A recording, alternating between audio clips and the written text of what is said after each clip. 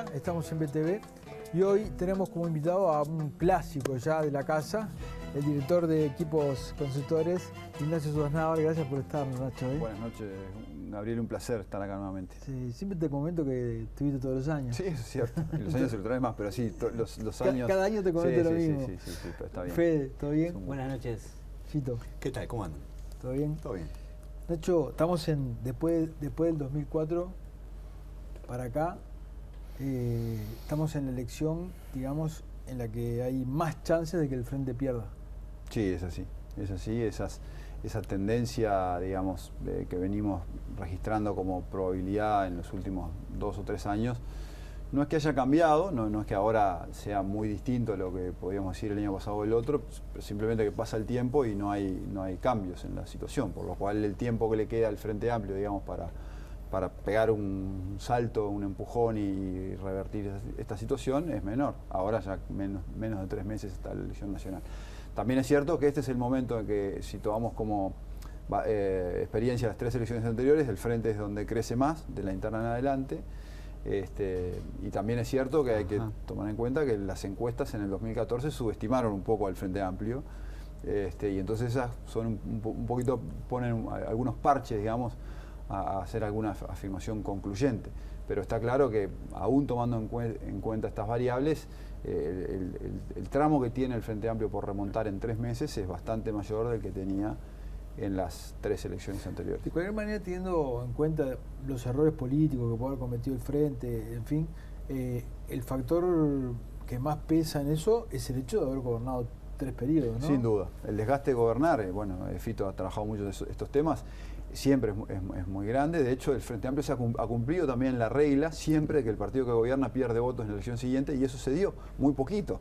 Perdió tan poquito que le fue suficiente para ganar, pero en el 2009 ya no en primera vuelta, sino que requirió una segunda vuelta, y en 2014 fue una mayoría parlamentaria muy ajustadita, casi por 4 o 5 carambolas, pero efectivamente llega a la mayoría parlamentaria, y esa regla se ha cumplido incluso en gobiernos que tuvieron una amplísima aprobación popular, como los 2 primeros gobiernos del Frente Amplio gobernaron con presidentes de fortísima legitimidad, aplicaron políticas, sobre todo el primer gobierno de Vázquez, que tuvieron un nivel de apoyo popular muy grande.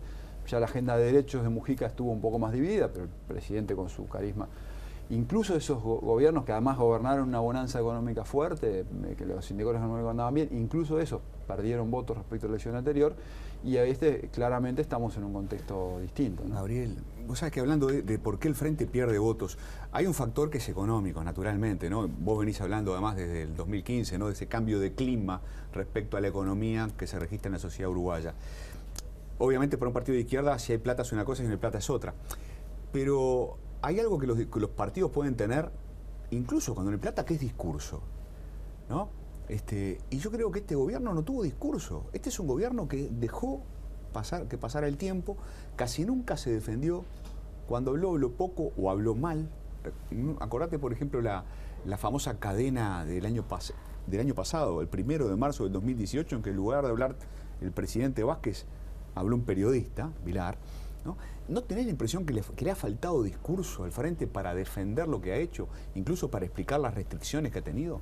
Sí, yo creo que efectivamente eso puede ser una de las variables. Creo que ha habido un cúmulo de situaciones. También es cierto que, como decía hoy, ya el Frente Amplio como partido, digamos, más allá de que luego en la ejercicio del gobierno, le costó para este periodo proponer una agenda de transformaciones tan potente como la que tenía. Porque la agenda que el Frente Amplio trabajó durante mucho tiempo se ejecutó exitosamente, podemos decirlo, pero se agotó. Entonces, ¿cuál es la nueva propuesta de valor, ¿no? Y creo que el Frente Amplio está hoy nuevamente necesitado de encontrar esa nueva propuesta de valor en términos de la construcción de una nueva agenda. Pero bueno, lo que digo es que desde el punto de vista del clima general, menor satisfacción con la economía, con justicia o sin justicia, algunos temas pendientes como la inseguridad, la demanda del empleo, que es muy fuerte. La educación. Claro. Un gobierno peor evaluado que los 2 gobiernos anteriores, y entonces el Frente Amplio electoralmente procesando un recambio de liderazgos, donde hay algunos de los viejos líderes que han caído mucho en su aprecio popular, y no ha habido líderes que hayan crecido con la misma intensidad. Entonces la oferta de liderazgos es un poco más débil que que en el periodo anterior. Entonces hay como una especie de combo de elementos que hacen pensar que esta elección es más complicada para el frente, sumado a dos más. Uno es el debilitamiento de identidades partidarias, que es un fenómeno estructural, que ha habido una disminución en este periodo, y el otro, una transformación ideológica. Los uruguayos están moviendo a la derecha, que es un cambio que no veíamos en Uruguay desde el año 2000, 2001, más proporción de uruguayos identificados con la derecha que con la izquierda. Entonces, eso que estás diciendo de la izquierda y la derecha, han hecho encuestas específicas, no por partidos, sino por izquierda o derecha. Todo el tiempo, todos los meses en nuestras encuestas regulares es un indicador que preguntamos. Otros indicadores de cultura, estudios de cultura política, como el Latino Barómetro lo pregunta también y ha detectado la misma tendencia, y esos son cambios de magnitud. Entonces, el combo hace más complicado. También quiero decir que a pesar de todo este combo que venimos describiendo, que uno dice, bueno, el Frente Amplio sigue siendo el principal partido del sistema en Uruguay. O sea, ojo con pensar que el Frente Amplio es un partido derrotado, destruido, debilitado. No, es el principal partido del sistema, o en este momento está junto con el Partido Nacional, punto más, punto menos, pero en situación de empate técnico, pero sigue siendo el principal partido del sistema, y está atravesando por un momento complejo que, digamos, la mayor probabilidad, si se quiere, de rotación de gobierno viene dado en realidad por las características del sistema electoral, que establece un sistema de segunda vuelta. Si acá no tuviera un sistema de segunda vuelta, no sé si el escenario para el Frente Amplio era tan amenazante, ¿no? Pero, digamos, dada la característica de nuestro sistema electoral y dado el formato de la competencia, no cabe duda que es una elección amenazante para el sistema. No sé, Fede, ya te dejo, pero una cosita. Sí. Es dable pensar, siempre se dice que hay, digamos, un grupo de ciudadanos que en cada elección van rotando, ¿no? Que no se afilian muy fuertemente a ningún partido, y es dable pensar que es más difícil para el ciudadano dejar de votar al frente de lo que fue para los blancos y los colorados dejar de votar a blancos y colorados para darle el triunfo al frente. ¿Me explico? O sea, es mayor la adhesión del votante al frente que lo que puede ser la de los blancos y los colorados, y eso haga más difícil el salto, digamos, saltar del frente, sobre todo cuando los candidatos que tienen frente son un liberal radical y alguien a quien se puede identificar como la derecha, digamos, ¿no? Muy conservadora. ¿Me entendés la pregunta? La pregunta está clarísima. Diría, en cuanto a la potencia de las identidades partidarias, yo creo que a esta altura están bastante equilibradas. Yo creo que efectivamente el Frente Amplio del 2004 había una intensidad de la identidad partidaria muy fuerte, eso persistió en 2009, ya en 2014 vio un poquito más débil y ahora probablemente está más débil, y por este conjunto de cosas de que estamos hablando. Son procesos naturales que también lo vivieron en su momento partidos tradicionales. El punto es que yo no tengo duda de que los Frente Amplistas van a votar al Frente Amplio. Eso, la enorme mayoría, te diría que casi todos. Pero el punto es, lo mencionaba recién con el tema de las identidades partidarias al pasar, es que los Frente Amplistas son menos. El Frente Amplio del 2004, el Uruguay del 2004, era un Uruguay donde el 42% de los uruguayos decían yo soy Frente Amplista. El del 2009, el 40% de los uruguayos decían yo soy Frente Amplista. En el 2014 ya eran 36% de los uruguayos que decían yo soy Frente Amplista. Y hoy son 27% de los uruguayos que dicen que soy Frente Amplista. Eso tiene un conjunto de consecuencias. La interna del 30 de junio. La gente decía, ¿por qué si la competencia dentro del Frente Amplio era más atractiva, había más candidatos, por qué votarme en el Frente Amplista? ¿Qué pasó acá? Bueno, una hipótesis es que hay menos Frente Amplistas. Entonces, evidentemente, de hecho la conversión, sacando las cuentas, incluso es un poquito mayor. Dada la cantidad de Frente Amplistas existentes, no fue tan mala no fue peor la votación de 2019 en la interna que la de 2014. Entonces, eso es un problema estructural. Diría, el aumento de esa independencia, probablemente ese público independiente tiene tantas distancias ideológicas y partidarias con un bloque o con el otro, y define por cuestiones evaluativas. Su sensación sobre la marcha de las cosas no es buena, y lo prospectivo, que influye más que lo retrospectivo, es decir, la propuesta hacia adelante, es lo que está en discusión en la campaña. ¿Quién será capaz de elaborar propuestas más creíbles? No mejores, porque al final las propuestas todas son relativamente buenas, ¿no? Desde el punto de vista más creíbles, quién logrará generar más confianza, y bueno, eso es lo que veremos de aquí en adelante, eso no lo podemos anticipar. Me interesa ahondar un poquito más en eso, en ese concepto del Frente Amplio que se erosiona. Pues me imagino que esa erosión no se da por igual en los distintos sectores del Frente Amplio, que se da de forma más pronunciada en los sectores más al centro dentro del Frente. Y eso no alimenta, no retroalimenta todavía un Frente Amplio más escorado a la izquierda y por lo tanto más alejado de los intereses y de la capacidad de retener todavía más a ese elector de centro. Sí, en términos electorales, así como vos decís, si uno mira la preferencia por sectores hoy dentro del Frente Amplio, uno encuentra una preferencia más de los sectores más a la izquierda y un debilitamiento que tiene que ver con la erosión de la figura de Danilo Astori, fundamentalmente en términos de imagen, de los sectores más moderados. Pero también es cierto que este es el momento donde, en este proceso de captación de indecisos y captación de independientes, que son de centro, es donde los partidos logran captar y compensar un poco esos balances. Entonces, acá es una cuestión que veremos en campaña, en qué medida la oferta política del Frente Amplio es capaz de seducir o reseducir una parte de este electorado de centro y de alguna manera equilibrar el peso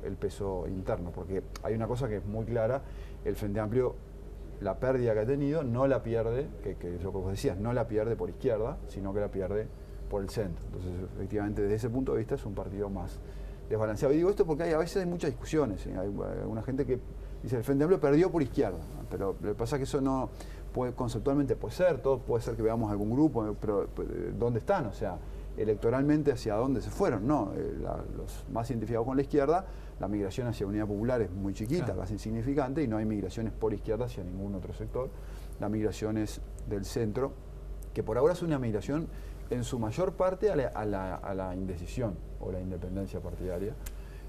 Son los rotulados como frente amplistas desencantados, que no son frente amplistas en su mayoría, sino son votantes del Frente Amplio, que es una cosa distinta. Desencantados, pero hay algunos de ellos que ya no son solo desencantados, sino que ya pasaron a preferir otro partido. Entonces ya ahí el trabajo de recuperación que tiene que hacer el Frente Amplio es un poquito más complicado. Sí, hablando de la propensión a migrar de esos frentistas de centro izquierda, Asamblea Uruguay, Frente Libre Sereñi, ¿no? que la tienen esa propensión a migrar, yo estoy de acuerdo contigo, ¿no? Hay una sensación térmica que uno, digo sensación térmica porque es lo que uno conversa por ahí, ¿no? Yo no tengo cómo medirlo, ¿no? Que es que Talvi tendría mayor capacidad para captar esos frentistas desencantados de centro izquierda por alguna razón que la calle Pou. ¿Qué dice la información? ¿Qué dicen los sondeos de opinión pública sobre esto? ¿Es tan así? Todavía es muy primario. Ajá. Recién tenemos que ser conscientes de que Talvi llega a la elección interna siendo desconocido para un 40% de la población. Claro. Evidentemente no entre los que fueron a votar o no entre los que fueron a votar en la interna colorada, pero para la enorme mayoría de uruguayos que no fue a votar ese día.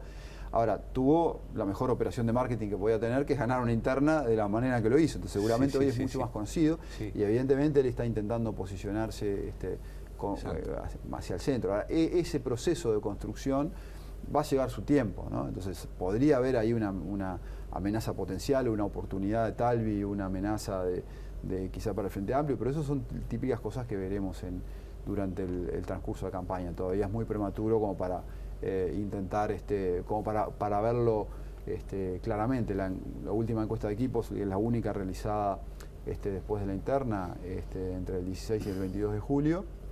Mostraba un crecimiento del Partido Colorado, pero que básicamente más bien provenía de votantes del Partido Nacional. Digamos, hay no que ya estuviera captando un público más externo, pero podría darse en el marco de la campaña.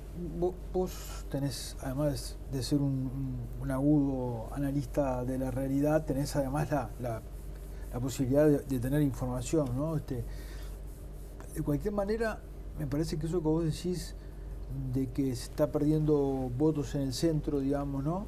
Es algo que más o menos uno puede advertirlo, ¿no? Puede advertirlo. Sin embargo, si uno toma esto como un dato de la realidad, que podría ser, no se explica mucho la elección de Villar como candidata a vicepresidenta de Daniel Martínez, porque si estamos perdiendo votos por el centro, necesitamos poner un dique de contención en el centro y no en una militante tradicional izquierdista, ¿no? Digo, ¿Lo ves así? Pasa que eso depende, Gabriel, yo creo, de si qué cosas depositemos en la figura del vice. Yo creo que no necesariamente un candidato a vice tiene que cumplir el rol de buscar los votantes hacia el centro. Me parece que, por ejemplo, cuando Danilo Astori fue el vice de Mujica, efectivamente ese fue el rol, muy claramente, además, establecido y formulado. Pero en este caso, Martínez, creo que esa responsabilidad recae sobre el candidato a presidente, que es mucho más natural que recaiga sobre el candidato a presidente que sobre el vice. La elección de los candidatos a vice, como todos bien sabemos, requiere, en el Frente Amplio y en todos los partidos, considerar un montón de variables que se cruzan, un montón de equilibrios, intereses, algunos que tienen que ver con lo externo y el desempeño electoral, y muchos que tienen que ver más con equilibrios políticos y lo interno. Entonces, también es cierto que los partidos necesitan al inicio de las campañas avivar mucho su masa de militantes fuerte. Ese es un rol que Graciela Villar parece hacerlo muy bien, con un discurso muy para un público, para hacerlo muy bien. Y en segundo lugar, bueno, cumple la definición del Frente Amplio de la paridad de género en todos sus cargos electivos. Y en tercer lugar, yo creo que hay un golpe de autoridad de Martínez en términos de evitar o de impedir que la elección del vice fuera fuertemente influida por los viejos líderes del partido. Martínez dijo, no necesariamente voy a hacer acá, elegir acá de vice lo que quiera el presidente Vázquez, ni lo que quiera Mujica, ni lo que quiera Danilo. Esta es una nueva etapa y irá bien o irá mal, pero ganaré o perderé, pero si gano o pierdo, voy a ganar o perder en función de con la gente con la que yo resuelva. Y eso me parece que Martínez no ha dicho esto, es una interpretación capaz muy forzada, pero si va por ahí me parece muy bien. Nacho, pero vos sabés que con todo el tema de la renovación, yo nunca creí, vos sabés, en todo este tema de la renovación, ¿no? Lo voy a decir de un modo efectista por una vez en la vida. Vos tenés los tres políticos más populares, fueron durante décadas los tres políticos más populares de Uruguay, y te das el lujo de decir, no los preciso para ganar la elección, presumiblemente, por cualquiera se da cuenta, más difícil en mucho tiempo. Es decir, ¿hasta dónde tiene sentido este asunto de apartar a Danilo, a Tabaré, al Pepe Mujica? Bueno, yo no sé si es apartar, es tomar decisiones.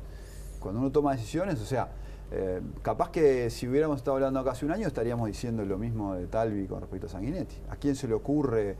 ¿Cómo? Bueno, son decisiones muy personales. Talvi decidió no confrontar a Sanguinetti con todos los riesgos que eso tenía. Al final, a veces, claro, es imposible predecir el final, pero la decisión que tomó Talvi en su momento, yo siempre dije, me pareció muy legítimo. El tipo prefirió hacer su camino antes Pero Sanguinetti no era el político más popular del país. No, es cierto. Y sí, Vázquez y Mujica es cierto que lo son, pero también es cierto que ya no son ni cerca los líderes potentes que eran hace 5 años, ¿no? Es decir, han disminuido mucho en su peso.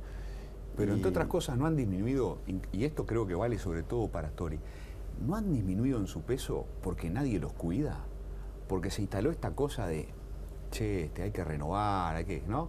Yo creo porque que si los cuidas a los líderes, si los tapás, no se mueren de frío.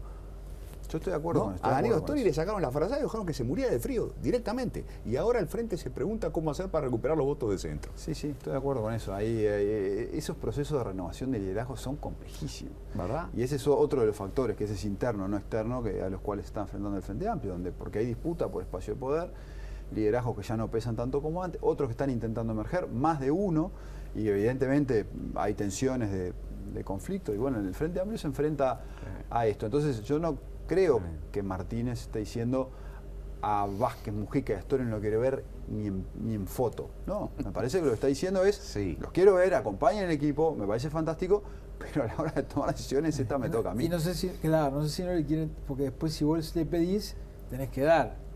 Y son figuras muy potentes para deberle favores, digamos. Para mí, mirado afuera, es como loco. Es así, increíble. Para mí es increíble. Claro, tener a Astori y no ponerlo en la cancha, ¿viste? Bueno, pero aún desgastado y todo. Yo no creo que no vaya a estar en la cancha Astori. No, pero creo que va a estar. Ahora, que tenga capacidad de veto sobre la vicepresidente, no, bueno, eso no. Bueno, por eso digo, entonces, creo que pero estoy te de voy a acuerdo formular contigo. de esta manera, Nacho. Está comprometido, los tres grandes del Frente, siguen siendo los tres grandes. Sí. Los tres grandes, ¿están comprometidos con el triunfo electoral del Frente Amplio en octubre y en noviembre? Yo creo que sí. Hay que preguntarles a ellos, pero yo creo que sí. Yo no me imagino frente amplistas como el presidente Vázquez o como... Después de que Daniel Martínez le cierra la puerta, bueno, ¿no? Así es la Le política. cierra la puerta. ¿Cuántas veces pasó eso? ¿Cuántos conflictos hubo entre ellos mismos? ¿Cuántos portazos y gestos de autoridad y desplantes hubo entre Mujica, Vázquez y Astori? Renuncia, balas de plata. Bueno, es la política. Balas de plata, me encantó la bala de Claro, plata. sí. Nos vamos a una tanda y seguimos con Ignacio Sosnávar. Seguimos en la mira con Ignacio Sosnávar. Bueno, hay un candidato que es de derecha de verdad. Fede Comesaña. Manín Ríos, digo, ¿es una sorpresa lo de Manín? Es una sorpresa. En parte es una sorpresa y en parte no. A ver. Es una sorpresa porque es un partido nuevo, un actor nuevo, con muy poquito tiempo. Pasa de 0 a 6, digamos, ¿no? 6 puntos es lo que está marcando en nuestra última encuesta, habiendo todavía 16% de indecisos. O sea, perfectamente podría crecer un poco más, dependiendo de cómo vaya la campaña. No es una sorpresa porque hace tiempo venimos identificando en nuestras encuestas, que también lo hemos analizado en años anteriores aquí, un espacio de público que no está conforme con la oferta política tradicional y que estaba en búsqueda de nuevas cosas. Ese espacio en algún momento pareció que lo podía capitalizar Novik, por ejemplo, con el Partido de la Gente, en otro momento pareció que podía ser ocupado por otros actores, pero en este momento la figura que está surgiendo con fuerza es la del general Manín Ríos y el partido Cabildo Abierto, que en este momento en las encuestas está consolidado como el cuarto actor político, y un actor político que pisó fuerte, no solo en encuestas, sino también en los resultados de la elección interna. Eso me parece que es una demostración de tangibilidad. Sí, es una demostración de tangibilidad, de que eso no es solo una expresión. Ese es el dato más impresionante de todos. No es solo la familia militar. Sí, no, por supuesto no. ¿Cuánto es la familia militar? ¿La mitad? No lo sabemos, no lo sabemos, pero bueno, no lo sabemos. Pero no es un partido... Porque la hipótesis de que hay mucho militar o familiar de militar votando a Manín Ríos es muy buena también. Pero eso es así. Digo, porque se puso, fue el abanderado de la protección de las jubilaciones de los militares. Tenés que saber quiénes son los activos, que sabés cuántos son, pero no sabés cuántos son los pasivos, los retirados, ¿no? Entre los retirados y tal, claro. hay un montón, y con toda la familia. Ahora, ¿se ha ido aventando para los uruguayos el concepto de que ser de derecha es mala palabra? Sí, claro, se ha ido aventando. A medida que nos alejamos, digamos, de épocas donde la derecha significaba cosas malas, la gente se anima más a declararse abiertamente ser de derecha. Entonces este cambio ideológico que ha hecho, reitero, por primera vez en 20 años hay en Uruguay más gente, un poquitito más tan equilibrados, digamos, pero 2 puntos más gente de derecha que de izquierda, eso es el cambio de fondo que explica la emergencia de una oferta política que representa ese segmento. Ahora yo me pregunto, ¿qué tanto pesa en todo esto el componente ideológico y qué tanto pesa ese discurso antisistema que va más allá de la cuestión ideológica y también genera cierto atractivo para un montón de gente que no está conforme, como vos decías, con la oferta política que hay? Total. Yo creo que no es solo antisistema el discurso, pero bueno, lo que estoy de acuerdo que no es solo ideológico. Acá no hay que interpretar al votante de Cabildo Abierto solo con un voto a la derecha. De hecho, hemos hecho análisis del perfil ideológico del votante de Cabildo Abierto comparado con el de los otros partidos del bloque y no es una cosa que uno diga, la distancia ideológica, no. En realidad es un votante también bastante heterogéneo que se mueve por otras movilizadores, ¿no? Está claro que ahí el tema de la seguridad pública es una preocupación fuerte de un segmento de la población y ahí la credibilidad en la figura del general Manín Ríos para hacer frente a ese problema en un segmento de la población es muy fuerte. Genera ahí una propuesta que capaz que en términos de contenidos no necesariamente es tan distinta a la de otros, pero su figura genera más credibilidad en términos del potencial de llegada. Con un discurso apelando a las raíces artiguistas, que por más que evidentemente el artiguismo, digamos, es un concepto usado por tiendas de todos los partidos políticos, es un concepto que sigue generando unidad entre los uruguayos, la idea de cabildo abierto, algo también muy pegado al ADN uruguayo, y un discurso de sensibilidad, sobre todo con los sectores más populares, la verdad que hacen un combo que está teniendo... estaba pensando que tiene un punto de contacto también con el asunto del ruralismo hace miles de años, ¿no? Incluso hasta la idea de cabildo, sí. ¿no?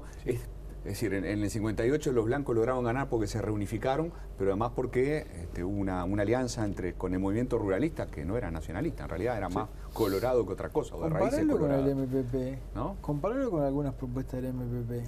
Solo que acá no necesariamente suma. Cabildo Abierto no suma al Partido Nacional, o sea, está votando en otro lema, claramente, y no se ha declarado tampoco como un socio fácil en una eventual coalición. Y eso es un escenario interesante, ¿no? Porque digo, hasta ahora veníamos razonando con la idea de decir, bueno, si hay una coalición de Partido Colorado, más Partido Nacional, más Partido Independiente, más eventualmente más Partido de la Gente, y eso llegara a una mayoría parlamentaria, bueno, eso sería una señal de fuerza fuerte que tendría impacto sobre un resultado de segunda vuelta, sería una segunda vuelta menos abierta. Pero ahora, sí, con Cabildo Abierto, ya capaz se puede llegar a complicar el armado de una coalición con mayoría Sí. parlamentaria sin Cabildo, Sí, y sí, entonces sí, se agrega un jugador más a la coalición, donde esta tensión entre cooperación y conflicto bastante característica puede llegar a ser más compleja de lo que venía siendo. Pero eso le da poder a Cabildo, Sin ¿no? duda. Sí, sí, Porque claro. quedarte fuera de los dos bloques, vengan a mí. Es así, le da ¿no? poder. Sí, sí. Decime una cosa, ¿el Partido Independiente se ha desdibujado un poco? Bueno, el Partido Independiente tuvo, digamos, un par de pasos en falso, por decirlo de alguna manera. Esa estrategia de intentar generar un espacio socialdemócrata que terminó construyéndose en la alternativa, y que eso tuvo los conflictos que todos sabemos y se rompió, digamos, al poco tiempo de nacer.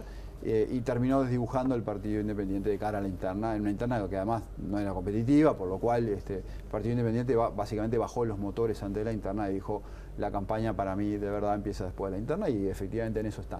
Entonces, la idea del Partido Independiente es decir, bueno, estoy en el medio, pero si se da una coalición de cambio, de repente estoy dispuesto a integrarla, pero siendo a su vez la garantía de ciertos principios y valores de izquierda, es un espacio interesante. Ahí, si esto de los Frente Amplistas desencantados se mantiene, el nicho electoral podría estar.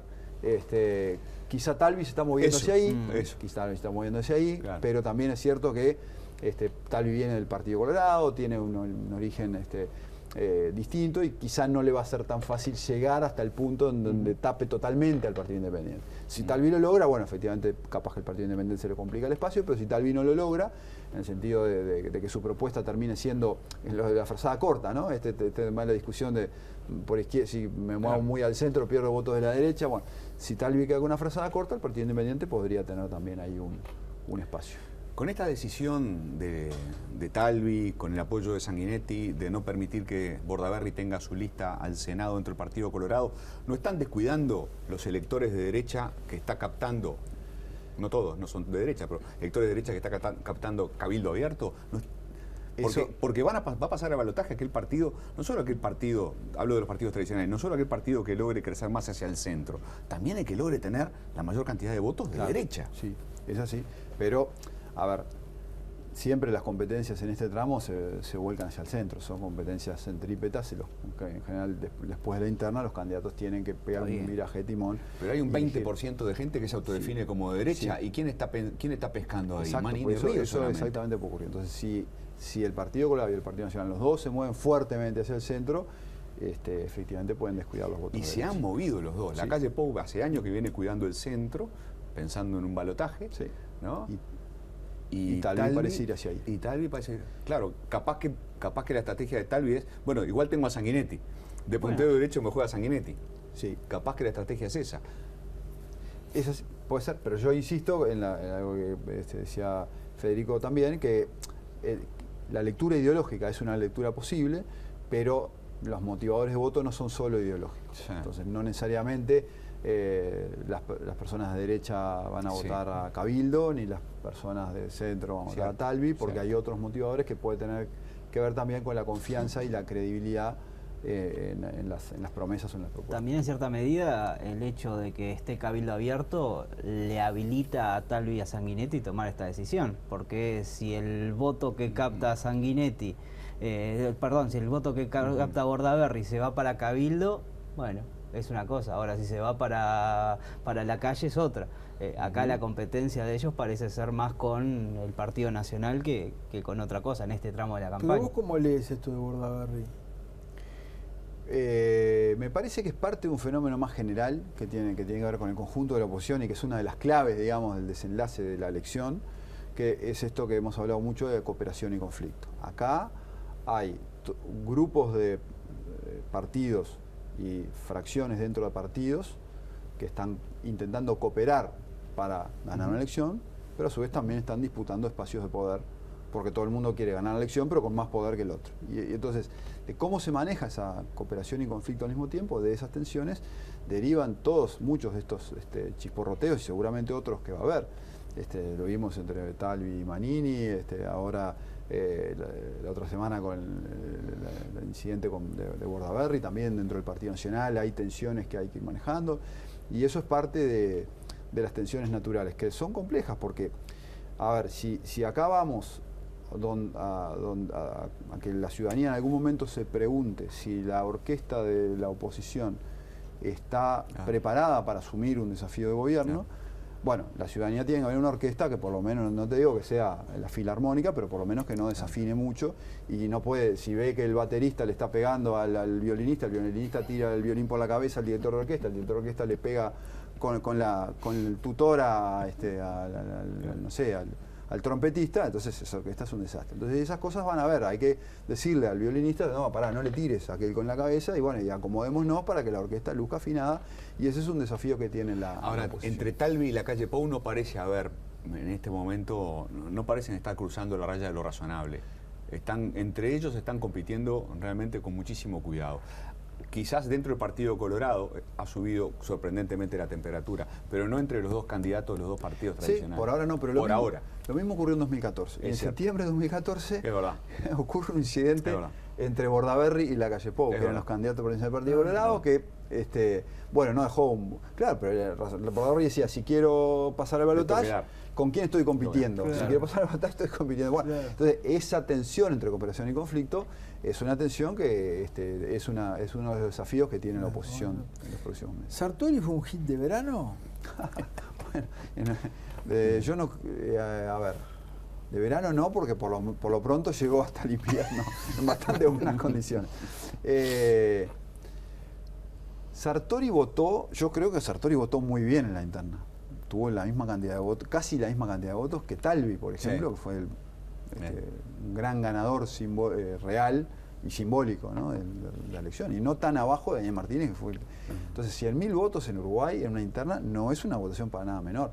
Es cierto que hasta hace pocas semanas antes o pocos días antes, las encuestas le mostraban quizá un potencial para incluso llegar a terminar desafiando a la calle Pou. Al final no se concretó por razones diversas, y es cierto que en la posinterna su figura queda un poco desgastada, queda un poco cascoteada,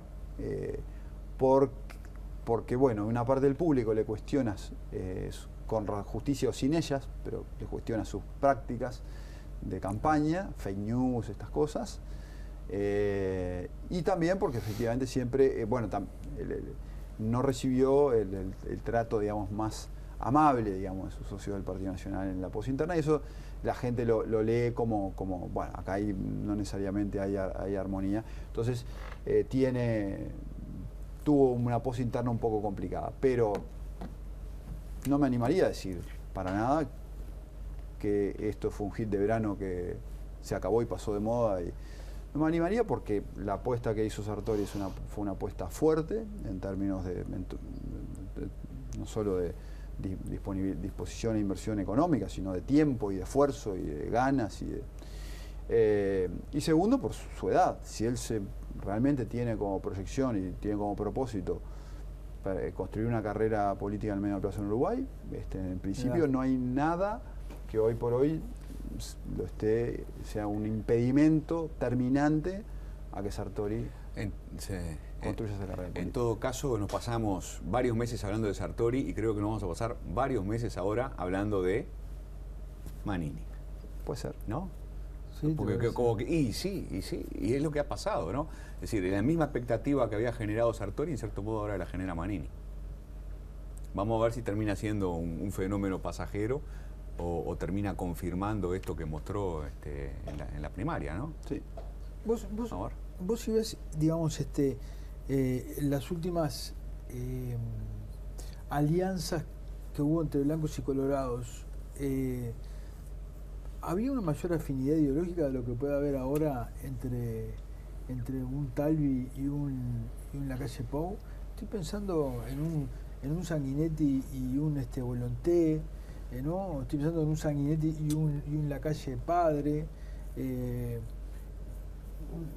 Sin embargo, Talvi y Lacalle Pou no los veo más bien distantes. ¿En dónde los ves distantes, Gabriel? ¿En qué temas los ves distantes? Y en principio en el énfasis de Talvi en esa cosa de las políticas sociales muy parecidas a lo de la izquierda, ¿no?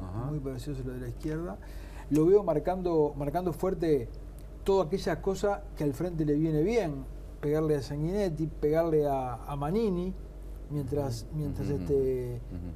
Lacalle se ha cuidado de eso, poner un vicepresidente que es un hombre del sector de los docentes, que lo cual lo hace comprometerse con la enseñanza desde un lugar distinto.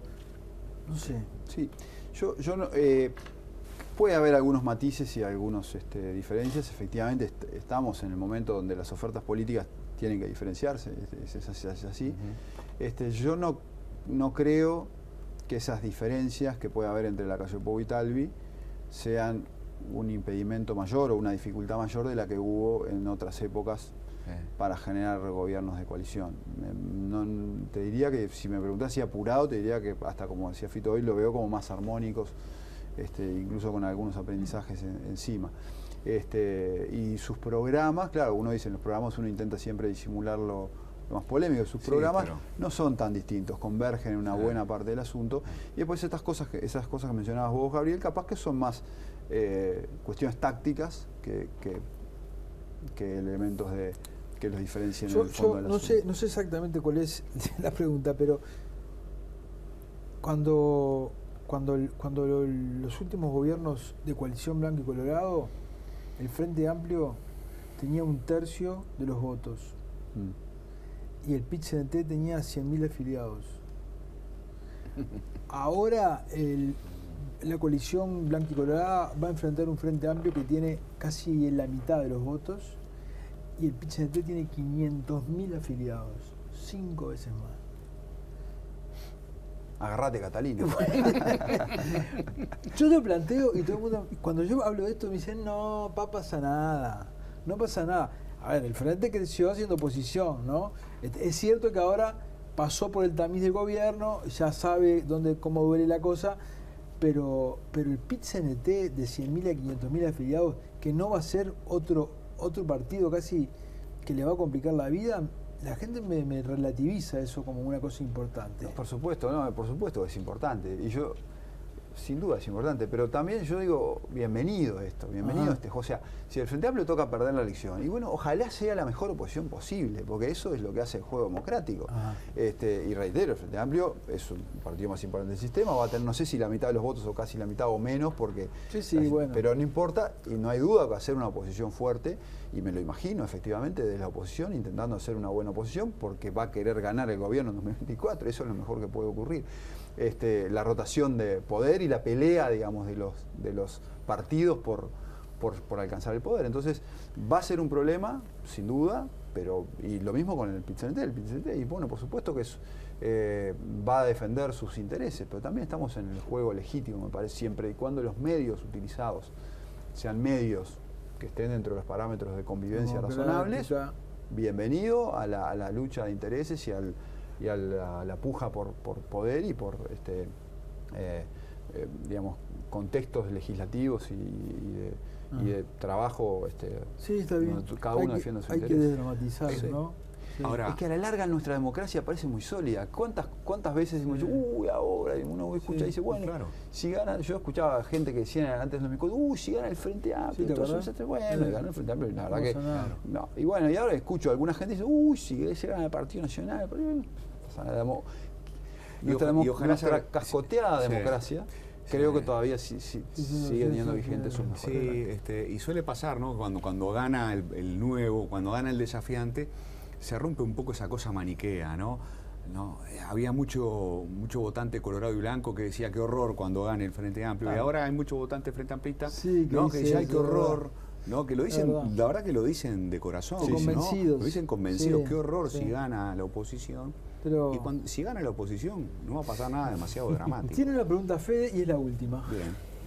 ¿Qué impacto tiene a nivel de opinión pública un anuncio como el de UPM? Más allá bueno, de esos impactos indirectos que puede ser de que se concreten algunos números que se proyectan. Pero ¿qué impacto tiene como anuncio a nivel de opinión Y pública? bueno, tiene un impacto positivo, sin duda, porque sintoniza con algunas de las preocupaciones principales de los uruguayos, ¿no? Que están vinculadas hoy a la economía, a la posibilidad de generación de empleo. Siempre también, además, es prestigioso, hay como cierta cuestión de orgullo del país, de que una empresa como UPM decida hacer una inversión tan importante acá.